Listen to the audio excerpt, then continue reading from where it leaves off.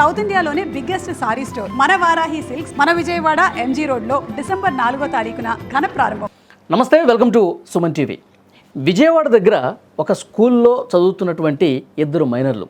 ఆ స్కూల్ పేరు, ఆ పిల్లల పేర్లు నేను చెప్పను, కానీ 9వ తరగతి చదువుతుంది బాలిక, 8వ తరగతి చదువుతున్నాడు అబ్బాయి. వీళ్ళిద్దరూ ప్రేమించుకుంటున్నారంట.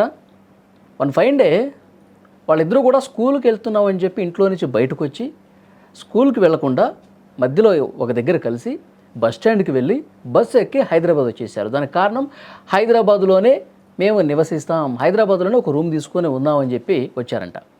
అక్కడికి వచ్చినటువంటి రూమ్ కోసం వెతుకుతున్న క్రమంలో ఒకళ్ళు కనిపెట్టి వెంటనే పోలీసులకు ఇన్ఫర్మేషన్ ఇస్తే వాళ్ళు మళ్ళీ విజయవాడలో ఉన్న తల్లిదండ్రులకు అప్పగించిన పరిస్థితి ఉంది. అంటే స్కూల్కి వెళ్తున్నటువంటి మైనర్లలో ఇలాంటి ఆలోచన ఎందుకు వస్తుంది, దీనికి కారణం ఏంటి, దీని గురించి మనం మాట్లాడదాం. ప్రస్తుతం నాతో పాటు ఉన్నారు ప్రముఖ సైకాలజిస్ట్ అలాగే సామాజికవేత్త యమునా పాఠక్ గారు. మేడంతో మాట్లాడదాం. మేడం నమస్తే. మేడం, ఈ స్టోరీ అంతా విన్న తర్వాత మీకు ఏమనిపించింది?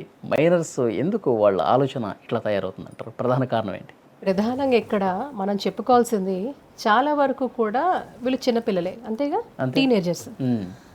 యూజువల్గా వీళ్ళని కరెక్షన్ చేద్దాం అనుకుంటాం. ఇలాంటి అంశాలు తెర మీదకి వచ్చినప్పుడు వీళ్ళని ఎలా కరెక్ట్ చేయాలి, ఎందుకు వీళ్ళు ఇలా నాశనం అయిపోతున్నారు, ఎందుకు వీళ్ళు ఇలా చేస్తున్నారు అంటే అనేక కోణాల్లో మనం ఒకసారి విశ్లేషించుకోవాల్సిన అవసరం ఉంది. So without connection how can you correct them? అంటే వాళ్ళతో ఒక కనెక్షన్ లేనప్పుడు కరెక్షన్ ఎట్లా సాధ్యం? సో అదే మూలం, ప్రాబ్లంకి మూలం ఏమిటి అంటే పిల్లలతో, మరీ ముఖ్యంగా టీనేజర్స్తో ఫ్యామిలీ బాండింగ్ లేకపోవడము, కనెక్ట్ అవ్వకపోవడం, ఇమోషనల్గా కనెక్ట్ అవ్వకపోవడం. ఎందుకంటేనండి టీనేజర్స్లో అనేక మనం చూస్తూ ఉంటాం శారీరకమైన మార్పులు, మానసిక మార్పులు, ఇమోషనల్గా వాళ్ళకి జరిగే సంఘర్షణ, ఇలా అనేకవి కూడా అనేకం జరుగుతూ ఉంటాయి. ఇలాంటి టైంలో వాళ్ళు ప్రధానంగా పేరెంట్స్ దగ్గర వ్యాలిడేషన్ చూడరు. పేరెంట్స్ చెప్పినవి వేదంగా చూడరు. వాళ్ళు ఎవరు చెప్తే వాళ్ళకి అలా వేదంగా ఉంటుంది, ఎవరికి చెప్తే వాళ్ళకి వ్యాలిడేట్ అవుతుంది అంటే వాళ్ళ పియర్ గ్రూప్లో ఉన్న వాళ్ళు, అంటే వాళ్ళతో సరిసమానంగా ఉన్న వయసులో ఉన్న వాళ్ళు ఎవరైతే ఉన్నారో వాళ్ళు చెప్పేది మాత్రమే వీళ్ళకి వ్యాలిడేట్ అవుతుంది యూజువల్గా. కనిపించిన వాళ్ళని గాలి వదిలేస్తారు. అంటే పేరెంట్స్ కాదు, పేరెంట్స్ చెప్పే వీళ్ళకి వ్యాలిడేట్ అవ్వవు. పియర్ గ్రూప్లో తమ స్నేహితులు ఏం చేస్తున్నారు, వాళ్ళు ఎలా ఉంటున్నారు, వాళ్ళు ఎలా ప్రవర్తిస్తున్నారు, వాళ్ళు ఏం మాట్లాడుతున్నారు, వాళ్ళు ఏం చేస్తున్నారు, వాళ్ళు ఏం చెప్తున్నారు, వాళ్ళు తీవ్రంగా ప్రభావితమైన అయ్యేది వాళ్ళతో ఉండే ఏజ్ గ్రూప్ వాళ్ళని మనం పియర్ గ్రూప్ అంటాం. Okay. So there is more peer group validation than parents. ఇదొకటి గమనించాలి. చాలా వరకు కూడా ముందే వాళ్ళు అసలు కనెక్షనే మనం పెట్టుకోవట్లేదు. వాళ్ళకి అసలు ఏం కావాలి, వాళ్ళు ఎలా ఆలోచిస్తున్నారు, వాళ్ళు ఏం చేస్తున్నారు, వాళ్ళ మనసుల్లో ఏముంది ఎలా తెలుస్తుంది? ఎప్పుడైతే మీరు వాళ్ళతో ఇంటరాక్ట్ అవుతారో. అది లేనప్పుడు వాళ్ళకి ఎలా తెలుస్తుంది చెప్పండి? ఇక్కడ ఏంటంటే యూజువల్గా మ్యాక్సిమం టైము ఒక ఇమోషనల్ వ్యాక్యూమ్ వల్ల ఇలాంటివి జరుగుతూ ఉంటాయి. ఒక ఇమోషనల్ వ్యాక్యూమ్ ఎందుకు జరుగుతుంది? ఇమోషనల్ వ్యాక్యూమ్ అని ఎందుకు అన్నాను? వ్యాక్యూమ్ అంటే ఒక ఖాళీగా వాళ్ళకంటే ఒక పూర్తిగా కూడా ఒక ఐసోలేషన్. సో అలాంటప్పుడు ఏమవుతుంది, ఎవరు పట్టించుకోకపోవటం వల్ల అంటారా, వాళ్ళు ఏకాంతంగా ఫీల్ కావడం? ఖచ్చితంగా. So when they feel emotional vacuum they look out for validation. ఇప్పుడు ఫర్ ఎగ్జాంపుల్ ఇళ్ళల్లో సరిగ్గా వాళ్ళు చెప్పేది వినకపోవడం, వాళ్ళతో మాట్లాడకపోవడం, వాళ్ళని అర్థం చేసుకోకపోవడం, వాళ్ళకి ఏం కావాలో తెలుసుకోలేకపోవడం. సో ఇటువంటివన్నీ కూడా వాళ్ళకి ఏం కావాలి, వాళ్ళు ఏం చూస్తున్నారు, వాళ్ళు ఏం వింటున్నారు, వాళ్ళకి ఏం కావాలి, వాళ్ళని అర్థం చేసుకోవడం లాంటివన్నీ కూడా జరగనప్పుడు, పిల్లలు ఏదైనా చెప్పినా కానీ దాన్ని పరిగణలోకి తీసుకోకపోవడం. ఎగ్జాక్ట్లీ. అంటే వాళ్ళతో ఒక ప్రాపర్ కమ్యూనికేషన్, వాళ్ళు చెప్పేది వినడం కానీ మాట్లాడడం కానీ అర్థం చేసుకోవడం కానీ ఇటువంటివన్నీ జరగనప్పుడు ఒక ఇమోషనల్ వ్యాక్యూమ్ ఏర్పడుతుంది. సో అలా జరిగినప్పుడు ఏమవుతుంది? ఫర్ ఎగ్జాంపుల్ మీరు పిల్లలే కాదండి, ఇప్పుడు ఒక వ్యక్తిగా తీసుకోండి, మీతో ఇప్పుడు మాట్లాడలేదండి, ఎవరు మాట్లాడలేదు, మనసు ఏం కోరుకుంటుంది?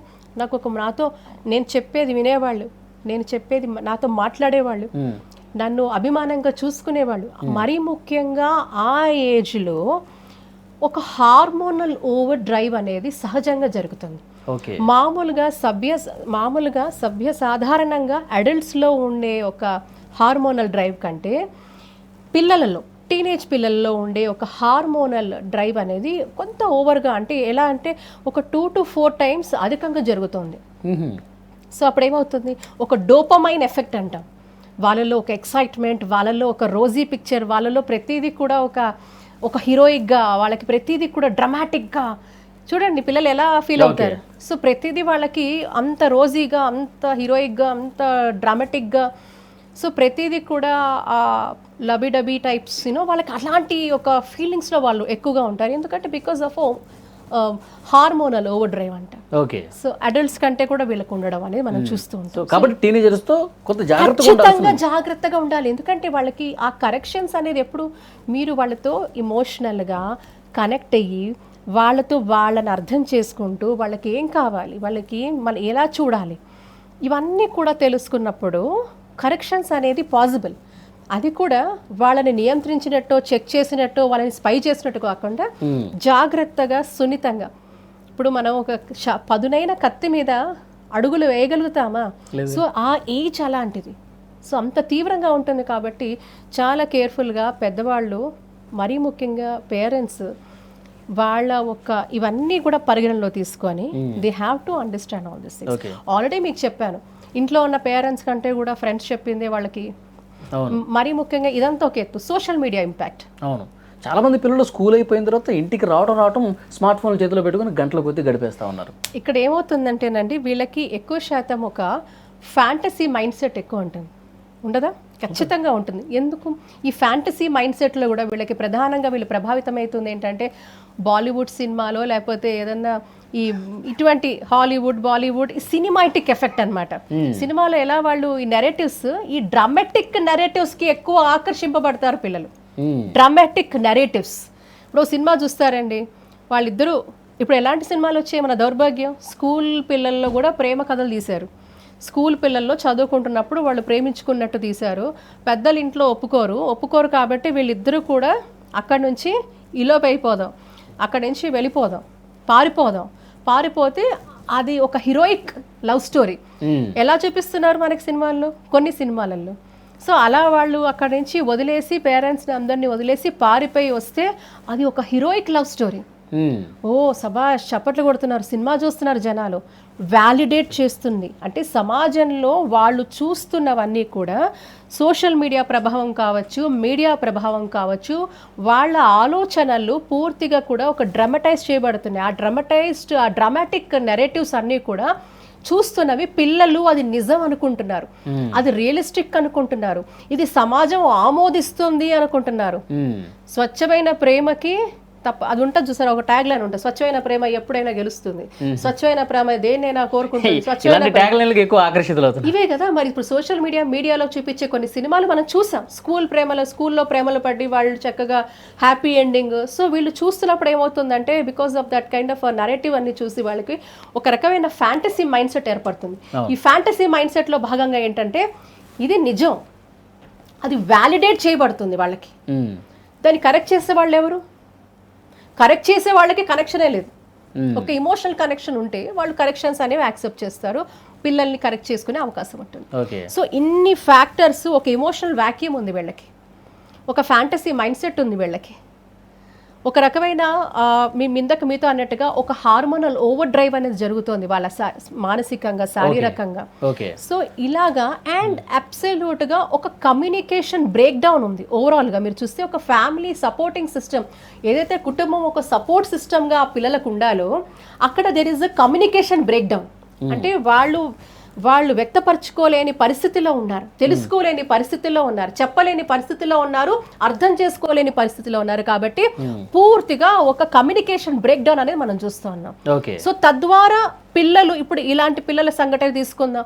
ఎందుకు ఇప్పుడు నేను చెప్తున్న ప్రతి అంశము కూడా 100% కారణాలు ఇవన్నీ కూడా. సో ఇవన్నీ కూడా ఒక క్రేజీ ఫిల్మీ స్టైల్లో ఒక ఫ్యాంటసీ మైండ్ సెట్తో వీళ్ళు వదిలి పారిపోయినారు. అక్కడ పేరెంట్స్ గుర్తుకురారు, ఎవరు గుర్తుకురారు, ఉండదు. ఎందుకంటే వాళ్ళు ఎవరు వినే ఆ పరిస్థితి వాళ్ళకు ఉండదు. ఎందుకంటే ఆ సమయంలో వాళ్ళకి వాళ్ళు చేసిందే మాత్రమే correct. So they are over driven by their thought process. So కాబట్టి అంటే అలాంటి వాళ్ళల్లో ఒక మార్పు తీసుకురావాలి, మనం చేసేది కరెక్ట్ కాదు అన్న ఆలోచన ధోరణి ఎప్పుడు వస్తుంది అంటారు? మరి ఎప్పుడైతే వాళ్ళకి సరైన పోషణ అంటే కేవలం శారీరక పోషణ కాదు, మానసిక పోషణ. ఆ మానసిక పోషణ ఎవరిస్తారండి? వాళ్ళకి ఆ ఒక్క నర్చరెన్స్ ఎవరిస్తారు? వాళ్ళకు ఒక సెక్యూరిటీ ఎవరిస్తారు? వాళ్ళకు ఒక భరోసా ఎవరిస్తారు? పేరెంట్స్ ఇవ్వాలి. సో ప్రథమంగా పేరెంట్స్ ఇవ్వాలి. తర్వాత మనం చదువుకున్న విద్యాక్షేత్రాలు, సంస్థలు, అక్కడ కూడా ఒక ethical training, moral classes, personality development sessions, dos and don'ts, ఎలా ఉండాలి, ఏం చేయాలి, మరీ ముఖ్యంగా టీనేజర్స్లో జరిగే మార్పులు ఏంటి, ఆ మార్పుల్ని ఎట్లా వాళ్ళు ఓవర్కమ్ చేయొచ్చు, అది చేయాలంటే పిల్లల్లో ఎటువంటి ప్రాక్టీసెస్ ఉండాలి, వాళ్ళని ఎలా పాజిటివ్గా ఎంగేజ్ చేయాలి, పాజిటివ్ లైఫ్ స్టైల్ అంటే పిల్లలకి ఎలా చెప్పాలి. సో ఇవన్నీ కూడా ఒక ఎత్తు ఇన్స్టిట్యూషన్స్ చేస్తే, పేరెంట్స్ ఎంతో టైం స్పెండ్ చేస్తున్నాం, పిల్లలు ఏం చేస్తున్నారు, ఒక ప్రాపర్ చెక్, ఇవన్నీ ఎప్పుడు ఉంటాయి? మీకు అసలు ఇమోషనల్ బాండే లేకపోతే, మీకు ప్రాపర్ ఇమోషనల్ బాండ్ ఉంది చైల్డ్తో అంటే, ఆ చైల్డ్ తప్పు చేసే అవకాశం ఉండదు, ఎట్టి పరిస్థితిలో ఉండదు. మీకు ఎప్పుడైతే పేరెంట్కి చైల్డ్కి ఒక ఇమోషనల్ బాండ్ ఉందో, వాళ్ళు పేరెంట్స్ని వదిలేసి ఇలాంటి వికృత చేష్టలు చేయరు. బస్ స్టాండ్కి వచ్చి బస్సు ఎక్కి హైదరాబాద్ వచ్చి ఇల్లు కోసం వెతుకుతున్నారంట. అంటే వాళ్ళకి ఎంత ధైర్యం చెప్పండి. ఇవంతా ఫిల్మీ నాలెడ్జ్ కాదంటారా? అంటే మనం చూస్తున్నాం, మనం డే ఇన్ డే అవుట్ ఇటువంటి నెరేటివ్స్ని చూస్తున్నాం. డ్రమాటిక్ నెరేటివ్స్ని చూడడం వల్ల వాళ్ళల్లో అది రీఇన్స్టేట్ అయిపోతుంది వాళ్ళ మనసుల్లో. ఓకే, ఇదంతా హీరోయిక్, మనం ఇలా చేస్తేనే హీరోయిజం, ఇలా చెయ్యాలి. సో అనేది ఈరోజు కొన్ని సినిమాలు అలాగే వస్తున్నాయి, కొన్ని నెరేటివ్స్ అలాగే బిల్డ్ అవుతున్నాయి. అప్పుడు ఏమవుతుంది? సమాజం రెండుగా విడిపోతుంది. గుర్తుపెట్టుకోండి, ఇటువంటి జరిగినప్పుడు కూడా సమాజం రెండుగా విడిపోతుంది, ఎస్పెషలీ సోషల్ మీడియా ద్వారా. సోషల్ మీడియా ద్వారా ఇటువంటి పనులు చేసే వాళ్ళని సమర్థించే వర్గం ఒకటైపోయింది. ఎందుకంటే పిల్లలు, టీనేజర్స్, యూత్, వీళ్ళు చేసింది కరెక్టే అని ఆ సమాజం ఒక సమాజం అయిపోయింది. మళ్ళీ ఇంకో సమాజం అయిపోయింది, పేరెంట్స్, పెద్దవాళ్ళంతా కూడా ఇదంతా తప్పు, ఇవన్నీ ఇంకొకటి, అంటే రెండుగా విభజించబడింది. సో ఒక సమాజం నుంచి పూర్తిగా వీళ్ళకి ఒక మద్దతు వస్తుంది, అలా ఆలోచించే వాళ్ళ. సో ఈరోజు అలాంటి వాళ్ళు ఎక్కువైపోయినారు, అలాంటి యూత్ ఎక్కువైపోయినారు. ఈరోజు నియంత్రణ లేదు. నేనంటాను 100% సోషల్ మీడియా ప్రభావం, కొన్ని సినిమాల ప్రభావం ఖచ్చితంగా వీళ్ళల్లో ఉంది. ఇలాంటి ఫ్యాంటసీ మైండ్ సెట్ వీళ్ళలో కలిగింది అంటే ఇలాంటివన్నీ వాళ్ళు చూసిన ద్వారానే, నాకు తెలిసి చూడడం ద్వారానే ప్రభావితమవుతారు పిల్లలు. కాబట్టి ఇటువంటివన్నీ కూడా గ్రౌండ్లో పేరెంట్స్ లెవెల్లో 100% పేరెంట్స్లో ఉండాలి, ఇన్స్టిట్యూషన్స్లో ఉండాలి, మరీ ముఖ్యంగా పేరెంట్స్లోనే ఉండాలి. If you have a right connect, then only a child can get corrected. So connection with correction ఎప్పుడవుతుంది? రైట్ పేరెంటల్ గైడెన్స్తోనే ఆ కనెక్షన్ ఉంటేనే కరెక్షన్ సాధ్యం. ఇది నేను చెప్పాలనుకుంటున్నాను. Thank you very much madam. Thank you.